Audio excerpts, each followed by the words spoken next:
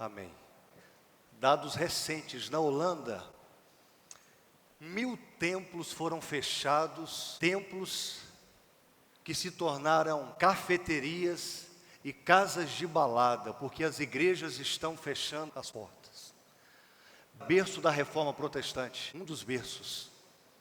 Isso porque os filhos chegam numa certa idade, saem da igreja, e só ficam os irmãos mais velhos. Então a igreja ela vai morrendo, porque os filhos não ficam, não tem trabalho para eles, não tem algo direcionado para eles. Então templos estão sendo vendidos, se transformando em teatro, cafeterias, boates e outras coisas mais. Isso é muito urgente, muito urgente. Lugares que o protestantismo começou, tem um amigo meu que estudou comigo, que mora na Holanda, e a gente conversando, ele falando sobre isso. Então nós temos que amar os nossos jovens, amar os nossos adolescentes, investir neles, porque certamente eles não são o futuro da igreja, eles são o presente. E meus irmãos, amanhã eles estarão aqui à frente, pastoreando, à frente dos ministérios, sendo missionários. Mas para isso a igreja tem que investir, não é verdade? Então ore pelos nossos adolescentes. Nós temos muitos adolescentes aqui na igreja, mas infelizmente alguns pais não trazem os filhos. Infelizmente os pais não têm uma constância, então os filhos não vêm para a igreja. Tudo começa em casa, exemplo de papai e de mamãe. É muito importante que o papai e que a mamãe encaminhe o filho. Nós apresentamos aqui uma linda criança e assim tem que dar continuidade. Então oremos pelos nossos adolescentes. Amém. Pode colocar aí, Gisele. Vamos pensar hoje sobre senso de missão, senso de propósito, senso de objetivo. Pense na sua vida agora, com relação à sua missão de vida, ao seu senso de propósito, ao seu senso de objetivo. Eu gostaria que você agora pensasse na sua vida. Pense aí. Qual é o sentido da sua vida? Qual é o sentido e o propósito de você estar vivendo? Nós vamos nesta noite falar de um personagem comum como eu e você, um personagem comum como nós, que passou por muitos problemas, muitas dificuldades, muitos medos. No entanto, algo movia o coração dele. No entanto, algo movia a sua vida, e isso fez esse homem viver um senso de sentido, de propósito e de missão. Talvez você esteja aqui nesta noite e você não está vivendo esse senso de sentido, de propósito e de missão. Missão essa, aquela que Deus criou, formou você para ser. E é sobre isso que vamos falar. Então abra sua Bíblia comigo. Lá em Jeremias, no capítulo 20. Jeremias, no capítulo 20. Jeremias, capítulo 20. A minha versão é a NVI. Nós vamos ler do verso 7 ao verso 9. Está diante de vocês aqui a chamada pelos estudiosos da Bíblia da confissão do profeta Jeremias. Confissão do profeta Jeremias. Amém, igreja, ou misericórdia? Diz assim o texto sagrado: Senhor, tu me enganastes, e eu fui enganado. Foste mais forte do que eu e prevaleceste. Sou ridicularizado o dia inteiro. Todos zombam de mim. Sempre que falo, é para gritar que há violência e destruição. Por isso a palavra do Senhor trouxe-me insulto e censura o tempo todo. Mas se eu digo, não mencionarei, nem mais falarei em seu nome, é como se um fogo ardesse em meu coração, um fogo dentro de mim. Estou exausto, tentando contê-lo, já não posso mais. Pai, aplique esta palavra aos nossos corações, no santo nome de Jesus. Amém e amém. Queridos, pessoas extraordinárias têm uma coisa em comum, um senso incrível de objetivo. Pessoas extraordinárias têm uma coisa em comum, um senso de objetivo. Esse homem que nós vamos falar agora, ele teve um senso de objetivo. Ele foi uma pessoa diferenciada no seu meio. Um homem que passara por crises, mas nós vamos aqui retratar sobre a vida dele e vamos aprender algumas coisas de forma didática. Queridos, qual era o contexto em que esse homem aqui estava vivendo? O contexto em que esse homem vai nascer, o contexto em que esse homem vai viver. Esse texto aqui é um dos textos mais humanos de toda a Bíblia. E é válido ser falado que aqui nós estamos tratando de um profeta que viveu no final do século VII antes de Cristo. Esse profeta viveu no sétimo século antes de Cristo. Ele vai viver no período chamado pré-queda de Jerusalém. O texto vai falar que o povo estava no erro. O texto vai falar que o povo estava vivendo no erro. Como nós também erramos. Todos nós erramos. E muitas vezes Deus ele vai repreender por amor. E Ele às vezes vai permitir que lutas, que dores possam nos atingir para que a gente possa glorificar o nome dEle. Sofrimentos, lutas, para que a gente possa se aproximar da presença dEle. E louvado seja Deus por isso, porque em tudo Deus tem um propósito. Meus irmãos, aqui no texto bíblico, se você olhar o contexto, estava acontecendo o quê? Um afastamento de Deus, como hoje. Muitas pessoas se afastam de Deus. Muitas pessoas se afastam de Deus. Há duas coisas diferentes. Uma coisa é você estar dentro da igreja. Outra coisa é você estar diante de Deus com a vida buscando a Ele. As pessoas aqui, elas eram religiosas, mas elas estavam afastadas de Deus. Elas participavam de todos os rituais. Elas estavam em todos os eventos. Elas estavam ali com o povo, fazendo aquilo que era para ser feito. Mas elas estavam distante do Deus de Israel. A Bíblia vai resumir isso aí em vários textos. Se você for estudar os mais de 50 capítulos do livro de Jeremias, você vai perceber que eles estavam vivendo uma idolatria no coração deles. O que é idolatria, gente? À luz das Escrituras Sagradas, é quando você coloca alguma coisa acima de Deus. E eles haviam colocado muitas coisas. E olhando para você, para nós, talvez seja o dinheiro, talvez seja os negócios, talvez seja uma pessoa.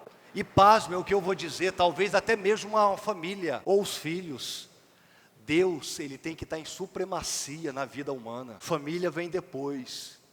Filhos vem depois. Trabalho vem depois. Esposa vem depois. Esposo vem depois. Se você coloca coisas acima de Deus, você está idolatrando aquilo. Idolatrando. Talvez você esteja aqui, esteja vivendo isso. Havia ali injustiça social. Havia uma crise política, havia profecias ali de profetas que não tinha nada a ver com a palavra. Profetas estavam sendo perseguidos. Queridos, quando eu olho para esse quadro aqui, que se deu no final do século VII, nós podemos ver o Brasil, em que nós estamos inseridos. A leitura desta palavra, ela é tão atual, a imagem desse texto aqui é tão claro, quando nós lemos o texto é tão claro, que parece que nós estamos lendo uma página da internet hoje, em pleno século XXI. É só olhar para o nosso Brasil, só olhar para o nosso Brasil. Então Deus nos deu aqui uma mensagem muito objetiva, e eu quero, de forma didática, retratá-la em 3 tópicos, para a gente aprender com esse texto aqui, e que você possa guardar isso no coração. A primeira coisa, queridos, que eu consigo visualizar nesse texto, a partir desse personagem, é que ele viveu o chamado que Deus tinha para ele. Esse homem chamado Jeremias tinha um chamado. Esse homem tinha uma missão. Se você ler no capítulo 1 de Jeremias, você vai ali ouvir Deus chamando, escolhendo E o texto fala: eu escolhi você desde o ventre da sua mãe. Olha aqui para mim, não foi só Jeremias não, foi você também. Desde o ventre da sua mãe, Deus havia chamado você. Deus já havia projetado em você a eternidade, no sentido de andar com Ele. Desde quando você estava no ventre da sua mãe, Deus já tinha um propósito. Deus já tinha uma missão. Então não foi somente para Jeremias, foi também para mim e para você. Queridos, Deus não nos criou por acaso. Deus não nos fez por acaso. Deus tem um plano específico para cada um de nós. Todos nós precisamos entender isso, que nós temos também um chamado, um propósito, uma missão. Mas sabe qual é o grande problema, gente? Sabe qual é o grande dilema da gente como ser humano? É que muitos vão usar o livre-arbítrio, a capacidade de escolha, para não fazer a vontade de Deus. Muitos vão usar o livre-arbítrio para não ouvir Deus. E aí, nesse sentido, a porta é larga para aqueles que não querem obedecer ao Senhor. Você está aqui hoje, você está obedecendo ao Senhor? Deus formou você, Deus criou você. Será que foi só para você ter uma família? Só para você ter um carro? Um concurso? Diplomas acadêmicos? Momentos de lazer? Será que foi só para isso, minha gente? Será que Deus se limitaria em mandar o seu Filho para que nós só vivêssemos essas vidas cotidianas, alheia, distante de um plano maior? Será que só foi para isso mesmo? Não mesmo. Isso tudo é consequência. Deus nos deu família, Deus nos dá coisas. Deus fica feliz quando a gente tem momentos de lazer, momentos de comunhão com os nossos irmãos. Mas a vida vai muito além disso. A vida se dá quando eu vivo o propósito que Deus tem para a minha vida. Mas muita gente vive distante. Muita gente vive como se Deus não existisse. Fala que acredita em Deus, é de uma igreja, mas a vida não condiz. A vida está distante, muito distante. Mas aqueles que têm consciência que Deus os escolheu para uma missão, para um propósito, não importa se é na área da saúde, não importa se é na área da educação, se é na área doméstica, se é na área da construção civil, não importa da saúde mental, não importa, o importante é que entendamos que cada um tem uma missão, e o que eu faço é um reflexo daquilo que Deus colocou no meu coração. Precisamos entender. Queridos, todos nós, todos os crentes, precisam entender que nós somos imbuídos para esta missão, para esse chamado. Amém, igreja? Somos imbuídos a esse chamado. Nesta sociedade corrupta, perversa, Deus chama a igreja, conclama a igreja para viver realmente na proclamação do Evangelho, do autêntico Evangelho, o Evangelho da cruz. Deus nos chama para isso. Qual foi a principal vertente que Deus escolheu você quando você se converteu? Qual foi a coisa mais importante quando você se converteu? Como eu falei aqui há 3, 4, 5 minutos atrás, ter um diploma acadêmico, ter uma profissão boa, um sucesso, ter imóveis, muito mais. Então, diante disso, o que dá alegria à nossa vida, o que dá sentido, é quando cumprimos o propósito para o qual fomos chamados. Quando cumprimos o propósito para o qual fomos chamados. Você foi chamado para deixar um legado. Você foi chamado para deixar uma marca indelével. Uma marca, de fato, na vida de alguém. Alcançar o coração da pessoa perdida, amar as pessoas, olhar para as pessoas a partir do olhar de Deus. Ou então você vai se frustrar nessa vida. Eu gosto muito da frase de Rick Warren, em um de seus livros. Ele vai dizer: você foi criado por Deus e para Deus, e até que compreenda isso, a vida jamais fará sentido. É para Deus, é por Ele, é para Ele, somente isso. Deus disse a Jeremias: eu te escolhi desde o ventre da sua mãe. Mas, queridos, assim como o profeta Jeremias, eu e você, nós damos desculpas, né? Jeremias deu desculpas. Jeremias, ele estava com medo. Jeremias, ele tinha vergonha. O profeta Jeremias aqui, ele expressou seus sentimentos profundos de medo, seus sentimentos profundos de angústia, de vergonha. Há várias passagens, se você ler todo o livro, todo o enredo, você vai ver isso nitidamente. E aqui são alguns pontos. O medo, quando Deus chamou, ele expressou que ele era incapaz, ele era um menino, ele não sabia falar, era temeroso. Então o Senhor respondeu, se você for lá para o capítulo 1, você vai ver isso aí. Não tenha medo, porque eu estou com você para livrá-lo. Então ele teve medo, ele teve vergonha também por ser ridicularizado. E ele foi ridicularizado, ele foi zombado constantemente pelo povo, pelos seus próprios amigos, por anunciar aquela iminente destruição ali de Jerusalém e chamar o povo ao arrependimento. Então ele foi zombado.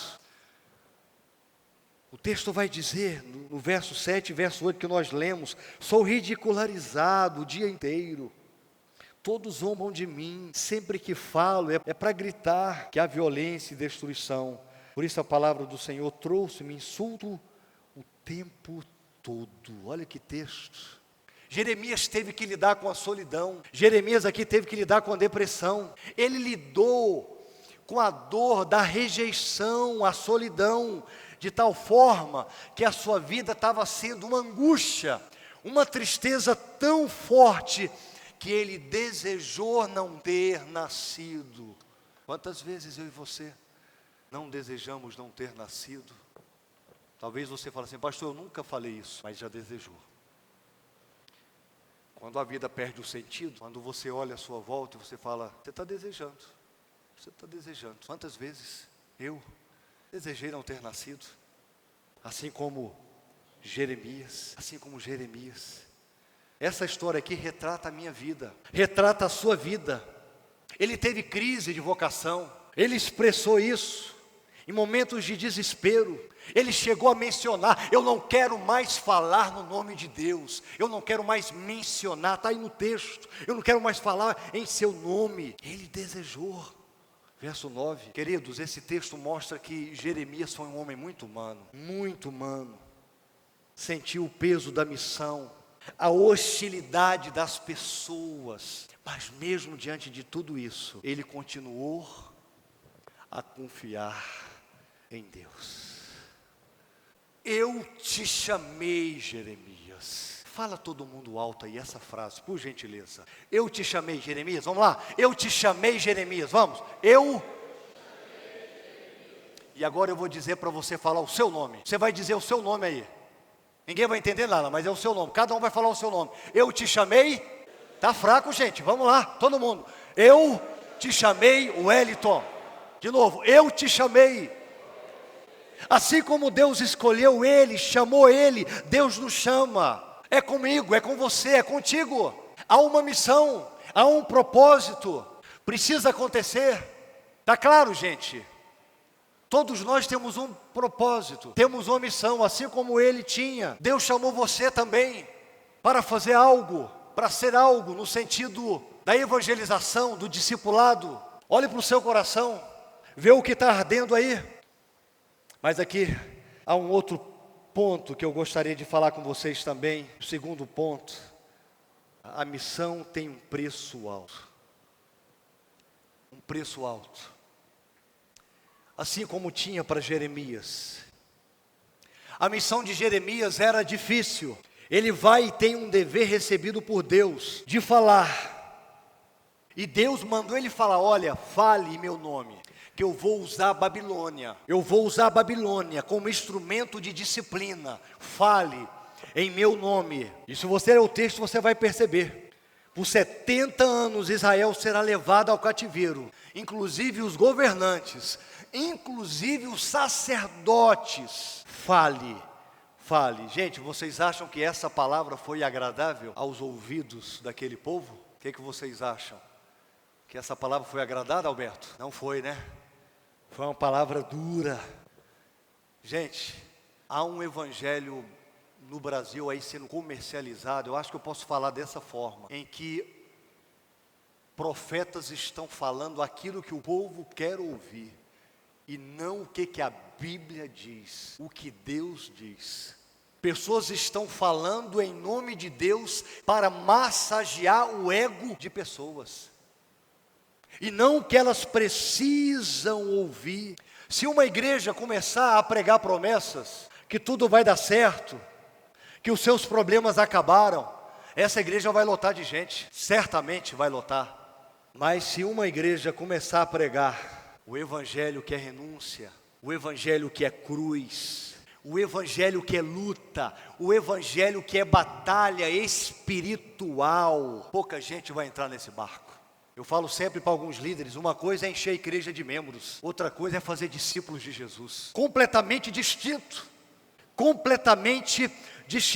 Então Jeremias aqui diz o texto que ele vai para o pátio. E ele vai falar em nome de Deus, ele começa a anunciar o que Deus mandou. E sabe qual é o verdadeiro profeta, meus irmãos? O verdadeiro profeta não tem compromisso com o que o povo quer ouvir. Ele tem compromisso com o que Deus quer dizer. Ele tem compromisso com o que Deus quer dizer. Porque, como eu falei, tem muita gente falando somente o que as pessoas querem ouvir, mas não trata da justiça, da repreensão, não anuncia de fato a palavra de Deus. Então Jeremias aqui foi para o pátio, começou a anunciar. E queridos, apareceu um cara aqui, diante desse desfecho, e eu vou usar aqui de uma forma para vocês entenderem, o cara de dentro da igreja, vamos tentar analogizar aqui de uma forma clara. Apareceu uma pessoa de dentro da igreja, porque a igreja tem dois tipos de ataque na história, em toda a história. A igreja sempre teve dois tipos de ataque. O primeiro ataque vem de fora, vem do mundo, vem da perseguição, vem das leis, que são leis ilegais, são leis imorais, leis de perseguição. Mas o segundo tipo de ataque que a igreja sofre, de forma gravíssima, é o joio que está dentro dela. Levantou aqui um camarada que era sacerdote, gente. Não estou falando de gente que não servia a Deus, não. Estava dentro da igreja. Levantou esse camarada chamado Passur. E Passur ficou indignado, porque Jeremias começou a falar essa profecia amando de Deus. Não agradou Passur. Passur, Lucas, ficou indignado. Não lhe comunicou bem. Não soou bem aos seus ouvidos. Se você for ler o capítulo 20 aí, você vai ver. Era como se ele dissesse assim, que história é essa? Vem esse profeta falando aí em nome de Deus, falando que nós vamos ser escravizados 70 anos, e que o nosso povo vai ser levado em cativeiro. E sabe o que esse camarada, esse miserável fez? Esse homem chamado Passur, esse sacerdote, de dentro da igreja, está aí o capítulo 20, verso 1 e 2. Ele que era para ser um sacerdote de Deus, ele pegou Jeremias, mandou amarrar Jeremias, colocou Jeremias no tronco. Jeremias sofreu, e o povo tinha medo de Passur, porque Passur tinha o poder, o povo tinha medo, e Jeremias ficou preso ali, naquele tronco. Você está entendendo então? Esta oração de Jeremias que nós acabamos de ler. Você está entendendo aonde Jeremias estava ali vivendo? Essa oração de lamento, o que ele estava passando. Imagina no dia seguinte, você na pele de Jeremias, eu na pele de Jeremias. O que você pensaria no último dia à luz da palavra? Eu vou pregar para quê? Ninguém me escuta. Eu vou falar para quê? Ninguém me escuta. Eu estou falando aqui, o povo está rindo de mim, zombando de mim, ridicularizando de mim. O que eu estou fazendo aqui? Gente, por isso que a Bíblia é linda. A Bíblia retrata o ser humano como o ser humano é. Ela não pega uma imagem e tenta, personificar. Não. A Bíblia aqui está falando quem era Jeremias. Jeremias lamentando, Jeremias indignado. Jeremias aqui, o conteúdo dessa oração aqui é o conteúdo muitas vezes da minha oração e da sua oração. Por isso que é importante você chorar na presença de Deus, você falar com Deus. Você lá no seu quarto, você entra lá para o teu quarto e converse com Deus. Converse com Deus dentro aqui do prédio. Pode falar, Deus entende. Deus é Senhor de tudo, da vida. Olha aqui para o pastor. Vocês acham que esse camarada aqui ficou abatido no outro dia? Vocês acham que esse camarada aqui entrou em instabilidade emocional, desequilíbrio? Ficou abatido, fraco?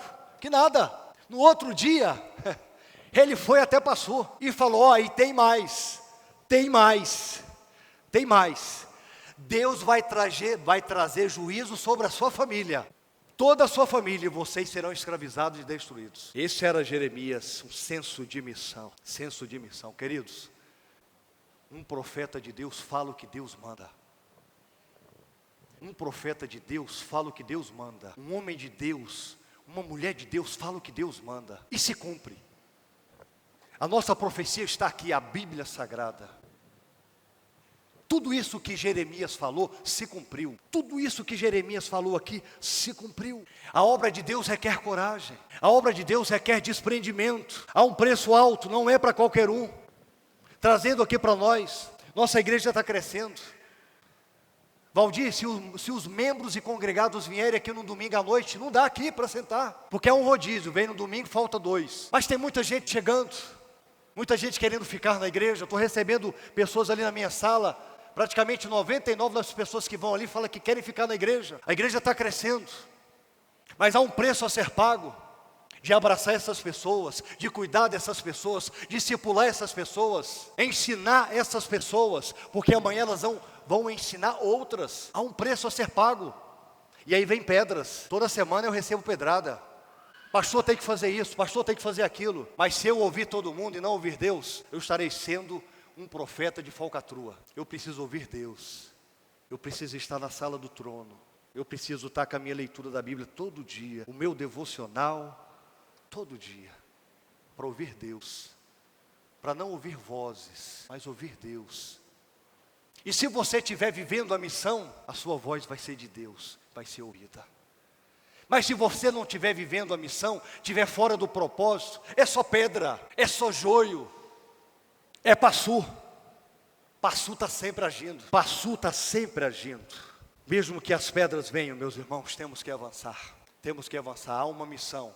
E essa missão, ela tem que ser feita com sacrifício, com renúncia, com abdicação. Já citei uma frase aqui de Spurgeon, vou falar novamente. Ele vai dizer que qualquer covarde consegue falar que anda com Deus, com Jesus, mas somente os íntegros conseguem caminhar literalmente com Ele. Somente os íntegros. Que você seja essa pessoa, que eu seja esta pessoa. E eu quero terminar aqui o terceiro e último ponto. Então o primeiro ponto, os chamados. Você entendeu qual é o seu chamado? Você tem um chamado. Você tem um chamado. Você tem uma vocação. Segundo lugar aqui, esse chamado tem um preço alto.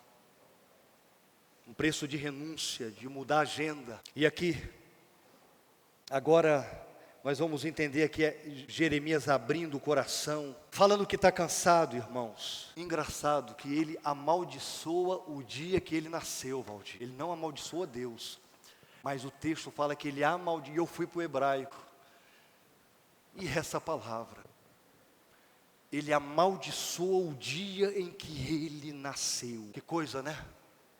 Que coisa. Quando a gente está cansado emocionalmente, quando a gente está deprimido, quando o ser humano está com uma ansiedade louca. Só um lembrete aqui, não tome decisões. Não tome decisões. A gente tem que ter cuidado com o que a gente fala dentro de casa, fora, com pessoas. Porque a gente faz muita coisa errada quando a gente não está em um equilíbrio emocional saudável. Tome cuidado, tome cuidado. Tome cuidado. O texto fala, eu não vou pregar mais. Eu só recebo insulto. Trazendo para nós aqui, Alex, é como se alguém falasse assim, eu não vou abrir a minha casa não, para quê? Para receber gente fofoqueira, né? Que vai dar trabalho, gente problemática. Eu vou discipular para quê? Eu já tenho meus problemas. Eu tento, mas não dá. Traz aí para a sua realidade, porque é interessante do texto bíblico, é justamente você trazer para a sua realidade. Era como se nós estivéssemos falando isso aí. A vida é complicada, as pessoas são complicadas. Olha o que aconteceu comigo, eu fui tentar fazer a vontade de Deus e fui amarrado no tronco. Estou aqui passando por zombaria. Deus, o povo está debochando de mim. Em outras palavras, é isso que ele está dizendo. Depois você lê as Lamentações de Jeremias, você vai entender nitidamente. Se você não leu ainda, vale a pena ler. Então ele começa a falar aqui, e eu só li só um pedaço aqui, ó, no verso 9. Mas presta atenção aqui, ele faz uma confissão, Nairon, que é o centro desta mensagem. Ele faz uma confissão aqui. Ele ensina uma coisa aqui magnífica. O texto fala, eu não vou mais falar do teu nome, eu vou parar de profetizar, porque eu estou recebendo pancadas, porque debocham de mim. Mas o texto continua, gente. Mas ele diz, em outras palavras, se eu não falar de Deus, se eu não falar o que Deus está mandando eu falar, é como se um fogo ardesse dentro de mim. E esse fogo vai me consumindo, eu não suporto. Era isso que ele estava dizendo aqui, essa citação aqui do verso 9, ilustra que a mensagem de Deus era um imperativo irresistível para Jeremias. Mesmo quando ele estava enfrentando perseguição, mesmo quando ele estava aqui enfrentando ridicularização, desejava ficar em silêncio, ele sentia compulsão em falar, porque ardia no seu coração, havia um fogo que o impulsionava, queridos, a falar, independentemente das consequências. E aqui é muitas vezes o que falta para nós, esse fogo ardente. Isso é o que falta às vezes nas igrejas do século 21. Quando Jeremias começa a entender aqui que a força vem do Senhor, se você continuar lendo, ele então começa a louvar a Deus, começa a engrandecer a Deus. E aí, queridos, a oração ela toma uma nova direção, uma outra direção. Ele vai dizer, o Senhor é comigo, o Senhor é meu forte guerreiro, eu vou te louvar, eu vou cantar. Leia depois esse livro de Jeremias, ele começa a exaltar a Deus, a bendizer o seu nome, porque ele começa a ver a vida de uma forma diferente. Aqui ele está falando, tem um fogo dentro de mim. E o que é isso aqui, gente? Esse fogo dentro de mim. Vamos trazer para nós. O Espírito Santo está em nós, nos leva, nos move a nós pregarmos a palavra. Por mais que tenhamos complicações na vida, mas o nosso coração arde, o fogo queima. É da presença de Deus, é da busca desenfreada em Deus.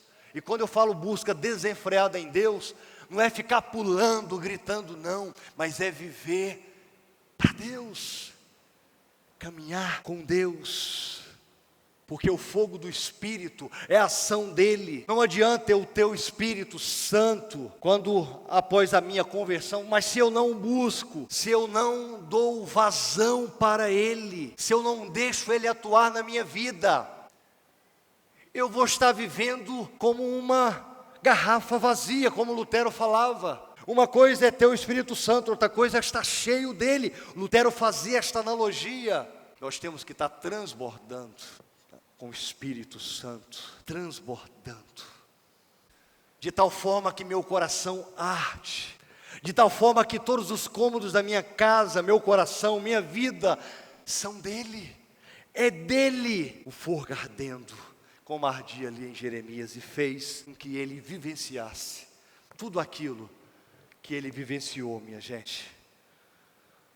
Seu fogo está ardendo no quê? Se você tem o Espírito Santo, você tem que buscar para que esse fogo esteja ardendo, para que você entenda a sua missão, e para você entenda que a missão ela não é feita de forma irresponsável, mas de forma sacrificial, no sentido de eu me doar, de eu viver aquilo que Deus quer para a minha vida. Queridos, quando de fato o fogo do Espírito arde, a gente abre os nossos tesouros, como aquela mulher que derramou aquele vaso de alabastro para Jesus. Ela derramou tudo, ela doou tudo que ela tinha nos pés de Jesus. Quando o nosso coração está ardendo, isso acontece. Nós cumprimos a missão, nós levamos a missão, não de qualquer jeito, nós entendemos, porque arde no meu coração. Ai, se eu não falar, ai, se eu não amar, ai, se eu não cuidar, ai, se eu não discipular, ai, se eu não caminhar com gente, porque Deus morreu para gente, por gente. Mas se eu não deixar arder o meu coração, nada vai mudar. Quando o meu coração está ardendo, nós cumprimos a missão. E Deus nos leva a ter a sensibilidade através do amor e da obediência para a gente abrir a nossa casa. Ele nos dá sensibilidade, obediência e amor para que a gente de fato ame pessoas. Ele dá sensibilidade e amor, e nós obedientes fazemos o que é para ser feito. Ele nos dá essa sensibilidade. Traga fogo, Senhor. Que seja o nosso pedido nesta noite. E eu estou falando, tem gente dormindo. Que Deus traga fogo, que Deus traga fogo para a igreja, fogo para os nossos corações, que o Espírito Santo possa se manifestar de tal forma que eu não fique preocupado com o horário, de tal forma que eu não fique preocupado com amanhã, porque eu sei que eu tenho uma missão a cumprir, eu sei que eu vou levar essa missão da melhor forma, porque Deus conta comigo, e meu coração vai arder todo dia, não a partir da minha força, mas a partir do Paracleto, do Consolador, do Espírito Santo, que Jesus, quando subiu, falou: Ele estará em vós, Ele estará em vós, Ele vai direcionar a vós, é Ele que vai fazer com que os seres humanos passe pelo processo do arrependimento, Ele que vai fazer com que o ser humano tenha uma vida transformada. O coração arde, mas para isso tudo acontecer, minha gente, há muitas coisas que nós precisamos fazer. Para isso acontecer de fato, para que esse fogo possa arder no nosso coração, eu tenho que saber qual é a minha missão. Não é ser crente de igreja, no céu vai ter muito crente de igreja. Por que a Bíblia não fala para tirar o joio? A Bíblia não fala para tirar o joio está crescendo com trigo. E a minha pergunta é, você é joio ou trigo na seara? A Bíblia diz que pelos frutos conhece a árvore. Você é joio ou trigo? Você está cumprindo a missão? Ou você só ama a sua família, ama as suas coisas, vive a sua vida, mas não liga para Deus? É algo a se pensar. E não é eu que falo, não. É a própria Bíblia que diz que nós temos que pregar o Evangelho, viver o Evangelho, como está lá em Mateus, capítulo 28, a partir do verso 18, 19, 20, o que é que o texto vai nos dizer? Ide, fazei discípulos, vamos, todo mundo conhece esse texto, vamos lá, ide, fazei discípulos, de onde? Batizando-os em nome do Pai, do Filho e do Espírito Santo. E aí continua, ensinando-nos a guardar todos os meus ensinamentos, e eu estarei convosco até o último dia, ou até a consumação dos séculos. Jesus nos mandou fazer isso. Agora você vai sair daqui, só você vai decidir. O mesmo Deus que chamou Jeremias, me chamou, chamou você. Aqui tem pessoas na área da saúde, da educação, da saúde mental, mestres de obra, professores, empresários. Você tem um chamado, ser o arauto de Deus, onde você estiver. Você tem um chamado de ser o melhor onde você estiver, para que o nome de Deus seja glorificado e exaltado. Deus te chamou para ser o sinal dele nesse mundo perdido, nesse mundo caótico, nesse mundo tenebroso. Deus te chamou, não foi para ficar dentro de um prédio, não. Deus te chamou para ganhar vidas. Deus te chamou para discipular vidas. Deus te chamou, não só 2 horas por semana, para você vir na igreja de manhã e à noite. Deus te chamou para você não viver uma vida sagrada e profana, mas uma vida espiritual. O que eu sou aqui dentro, eu sou lá fora. Deus não nos chamou para termos uma vida dúbia, gente. Seja o que Deus quer que você seja. Então, pergunte para Deus. Talvez você está perdido, no sentido assim, pastor, minha vida está tão complicada que eu nem mais sei porque eu existo. Pois você nasceu, foi criado para uma causa maior. E só você vai poder se levantar para dizer isso. Para você, para Deus e para Satanás. Não seja menos o que Deus sonhou para você. Não seja menos. Não seja menos. Sai daqui com esta certeza.